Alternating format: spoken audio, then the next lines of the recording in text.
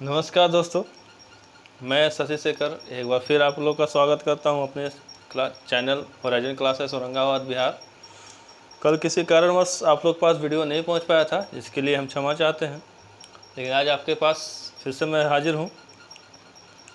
यार, पिछले क्लास में मैंने पढ़ाया था आपको रियल अकाउंट, उसके पहले क्लास में आपको पर्सनल अकाउंट पढ़ाया था और उसके पहले क्लास में मैंने आपको टैली का इंट्रोडक्शन दिया था। आज हम लोग चलेंगे तीसरे पार्ट्स की ओर, जो कि है आपका नॉमिनल अकाउंट।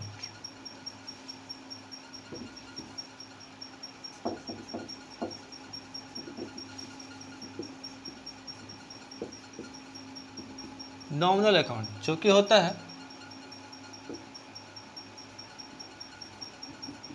अवास्तविक खाता।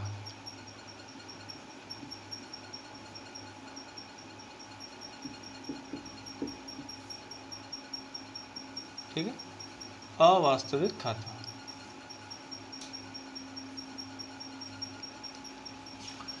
वैसा खाता जिसमें केवल फायदे तथा नुकसान से रिलेटेड ट्रांजैक्शन का ही एंट्री किया जाता हो। और फायदे तथा नुकसान होंगे कितने प्रकार के, बहुत सारे प्रकार के होंगे, लेकिन मूलतः यहाँ पे बहुत ही कम ही यूज किया जाता है। यानी इसका इंट्रोडक्शन जो होगा, in this type of account all those transaction are related to income and expense. यानी कि इस प्रकार के खाते में केवल वैसे ट्रांजैक्शन का एंट्री किया जाता है, वैसे लेन देन का एंट्री कर सकते हैं जो केवल और केवल फायदे तथा नुकसान से जुड़े हुए होते हैं। वो फायदे तथा नुकसान कितने प्रकार के होते हैं वो मैं आपको बताता हूँ।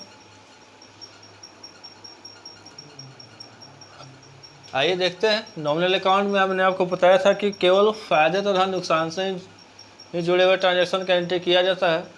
और मैं आपको बता दूं कि ये सात ही चीज़ें आपके लिए फ़ायदा भी होगा और नुकसान भी होगा। यानी कि आपके लिए इनकम भी हो सकता है और आपके लिए एक्सपेंस भी होता है। अब सवाल ये उठता है, सर ये सात ही चीज़ क्यों, ये सात ही कैसे होगा, ये कैसे कर सकते हैं?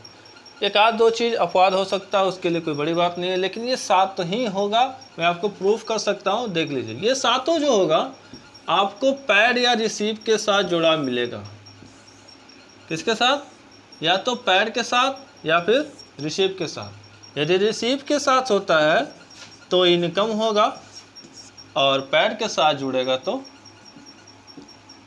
एक्सपेंस होगा। क्लियर? अब देखते हैं पहला ऑप्शन में क्या है। रेंट है। रेंट मतलब क्या होता है? किराया। यदि आप किराए के घर पे रह रहे हैं, किराया आप दीजिएगा तो आपके लिए क्या होगा? आप चुकाइएगा तो आपके लिए क्या है? खर्चा है। हो गया। और रेंट, यदि घर आपका है, आपको रेंट मिलेगा तो आपके लिए क्या है? इनकम। सैलरी, यदि आप कहीं काम कर रहे हैं, आपको सैलरी क्या होगा? मिलेगा, आपके लिए इनकम। यदि आपकी कंपनी, आप किसी को खटवा रहे हैं तो आपको क्या होगा? पैड करना होगा, तो आपके लिए क्या हो जाएगा? एक्सपेंस। मजदूरी, जो ईटा बालू वगैरह ढो के काम करते हैं उसे मजदूरी कहा जाता है, या किसी के यहाँ जो काम करते हैं छोटा मोटा उसे मजदूरी बोलते हैं। यदि वो काम आप करते हैं तो आपको मिलेगा, यानी आपके लिए इनकम होगा, और आप करवाते हैं तो आपको पैड करना होगा, आपके लिए एक्सपेंस होगा। ढुलाई का काम, जो पोलदारी वगैरह का काम होता है, वो ढुलाई, वो यदि आप करते हैं तो आपको इनकम होगा, और यदि आप करवाते हैं तो आपको पैड करना होगा, और पैड हमेशा एक्सपेंस होता है। कमीशन यानी सूद, यदि आप सूद पे पैसा लगाते हैं, ठीक है, आपको कमीशन मिलता है तो आपके लिए क्या होगा? इनकम। और आप कमीशन दीजिएगा तो आपके लिए एक्सपेंस। डिस्काउंट, यदि आप कोई चीज़ कपड़ा वगैरह खरीदने जाते हैं, उस पर आपको कोई चीज़ छूट मिल जाता है, यानी कुछ पैसे का डिस्काउंट मिल जाता है, तो आपके लिए क्या हो जाता है? इनकम। और अगर ये डिस्काउंट आपको देना पड़ता है तो आपके लिए एक्सपेंस। ये होता है एडवर्टीजमेंट, जब विज्ञापन यानी प्रचार प्रसार जो करते हैं हम लोग, कोई भी इंस्टीट्यूट खुलता है या नई दुकान खुलती है, स्कूल खुलता है, उसका हम लोग क्या करते हैं? विज्ञापन करवाते हैं। और विज्ञापन करने वाले व्यक्ति को क्या करना पड़ता है? पैसा देना पड़ता है, जो हमारे लिए एक्सपेंस होता है। और यदि आप वो काम हम करते हैं तो हमारे लिए क्या होगा? इनकम होगा। ये ही सातों चीज़ आपके लिए एक्सपेंस भी होगा और इनकम भी होगा। इनकम के लिए आपको रिसीव के साथ ये जुड़ा मिलेगा, और जब एक्सपेंस होगा तो पैड के साथ जुड़ा हुआ मिलेगा। ठीक है, हम देखते हैं इसका रूल क्या है। अब ये बनेगा किस रूल पे, तो ये रूल देखते हैं हम लोग। आइए इसका रूल देखते हैं। Rules of nominal account, debit all expenses and losses, credit all income and gain. यानी कि जितना भी प्रकार का खर्च होगा, नुकसान होगा, सब डेबिट, और जितने प्रकार के फ़ायदे होंगे, मुनाफा होगा, सब क्रेडिट। यानी कि पैसा मेरा किसी कारण से भी खर्च होगा, वो डेबिट कारण को डेबिट करेंगे, और किसी कारण से भी मेरे पास पैसा आएगा उसको क्रेडिट करेंगे। वो कैसे करेंगे देखते हैं हम लोग। पहला एग्जांपल देखते हैं हम लोग, पेड सैलरी। ये क्वेश्चन आपको इसी तरीके का मिलेगा, मैं आपको और भी बताऊंगा। पेड सैलरी 40,000 रुपये। अब देखते हैं कि सैलरी है क्या। सैलरी आपका नॉमिनल अकाउंट है, तो सैलरी किसके साथ जुड़ा हुआ है? पैड। अब पैड कीजिएगा तो जाहिर सी बात है आपके पास से पैसा जाएगा, तो खर्चा हो रहा है। खर्चा किस कारण से हो रहा है? सैलरी। अब जिस कारण से हो रहा है उसको डेबिट। यहाँ पे सैलरी अकाउंट DR 40,000। पहले ही बता दिए हैं कि CR के स्थान पर 2 लगाते हैं, और यहाँ पे क्या दे रहा है सैलरी के रूप में? कैश अकाउंट 40,000 रुपये। ये रहा सवाल आपका। दूसरा सवाल देखते हैं, रिसीव्ड रेंट 5,000 रुपया। अब क्या हो रहा है? रेंट प्राप्त कर रहे हैं, तो प्राप्त कीजिएगा तो क्या होगा? आपके पास आएगा। तो आपके पास आएगा नहीं, क्या हो रहा है? रेंट क्या हो रहा है आपके लिए? इनकम हो रहा है। तो इनकम कहाँ लिखते हैं? क्रेडिट में। तो इसको क्रेडिट में लिखेंगे, तो डेबिट में क्या लिखेंगे? तो रेंट के रूप में आपको क्या मिला?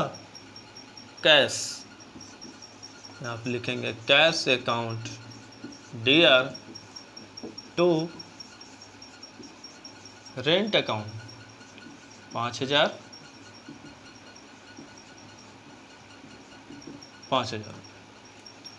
ठीक है। यहाँ पर किन्हीं कोई प्रॉब्लम हो तो आप हमें कमेंट कर सकते हैं, मैं आपको फिर समझा दूँ।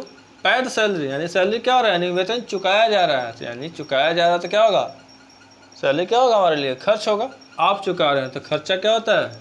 डेबिट। एक्सपेंस डेबिट होता है। Salary account DR to salary में क्या दे रहे हैं? तो कैश। दूसरा क्वेश्चन, रिसीव्ड रेंट, यानी कि हमें किराया प्राप्त हो रहा है। ठीक है, किराया क्या हो रहा है? प्राप्त हो रहा है। अब किराया जब हमें प्राप्त होगा तो हमारे लिए क्या होता है? इनकम। इनकम कहाँ लिखते हैं? क्रेडिट में। तो किराया के रूप में हमें मिल क्या रहा है? हमारे पास क्या आ रहा है? कैश आ रहा है। तो cash account DR to rent account. ठीक है, तो ये देखते हैं अगले क्वेश्चन की ओर। Paid wages to Mohan. अब क्या हो रहा है? मोहन को मजदूरी चुकाया जा रहा है। ठीक है, क्या हो रहा है? मोहन को मजदूरी चुकाया जा रहा है। अब देख रहे हैं कि एक ही क्वेश्चन में हमारा मोहन भी हो जा रहा है और वेजेज भी हो जा रहा है। अब मोहन क्या है? आपका पर्सनल अकाउंट होता है, वेजेज क्या होता है? नॉमिनल अकाउंट होता है। तो इस तरीके का क्वेश्चन आपका बनता नहीं है, क्योंकि मैंने पहले ही बता चुका था, ये P+R, R+R और R+N जब भी बनेगा तो पर्सनल प्लस रियल बनेगा, रियल प्लस रियल बनेगा, रियल प्लस नॉमिनल बनेगा। लेकिन पर्सनल प्लस पर्सनल नहीं बनेगा, और नॉमिनल प्लस पर्सनल नहीं बनेगा, और नॉमिनल प्लस नॉमिनल भी नहीं बनता आपका। ठीक है, ऐसा क्यों होता है? तो आइए मैं आपको समझाता हूँ। क्योंकि एक ही अकाउंट में, एक ही क्वेश्चन में सिंगल अमाउंट पे दो दो चीज़ को क्रेडिट डेबिट नहीं किया जा सकता है। डेबिट या क्रेडिट एक ही अमाउंट पे दोनों को नहीं कर सकते हैं। कैसे? अब मोहन को मिल रहा है तो मोहन भी लेने वाला होता है, इसको भी डेबिट कर सकते हैं। अब पैड कर रहा है वेजेज, ये हमारे लिए खर्च हो रहा है, और खर्च नॉमिनल के हिसाब, अकाउंट के हिसाब से क्या होता है? डेबिट होता है। और जबकि मेरे पास अमाउंट मात्र एक है, तो एक ही अमाउंट पर दो दो अकाउंट को डेबिट नहीं करेंगे। तो पहला है कि पैड, इसके पास पहले ही पैड लग चुका है, मेरे पास खर्चा हो चुका है।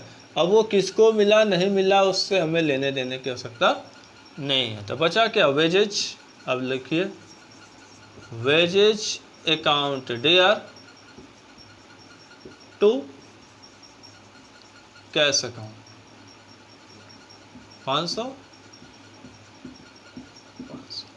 सेम चीज़ यहाँ भी है, रिसीव डिस्काउंट फ्रॉम राम, यानी कि राम से डिस्काउंट हमें मिल रहा है। तो यहाँ पर राम क्या हो रहा है, पर्सनल देने वाला डिस्काउंट भी क्या हो रहा है, नॉमिनल यहाँ पे हमको इनकम हो रहा है, प्राप्त हो रहा है। तो ये भी क्रेडिट होगा और ये भी क्रेडिट होगा, क्योंकि देने वाला हमेशा क्रेडिट होता है।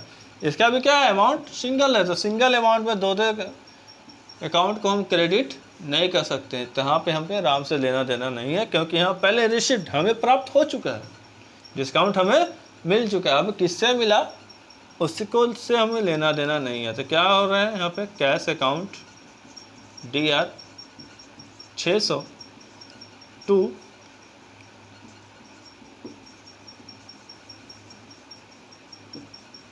Discount account 600। ठीक है, यहाँ तक में किसी को कोई प्रॉब्लम हो तो आप हमें कमेंट कर सकते हैं।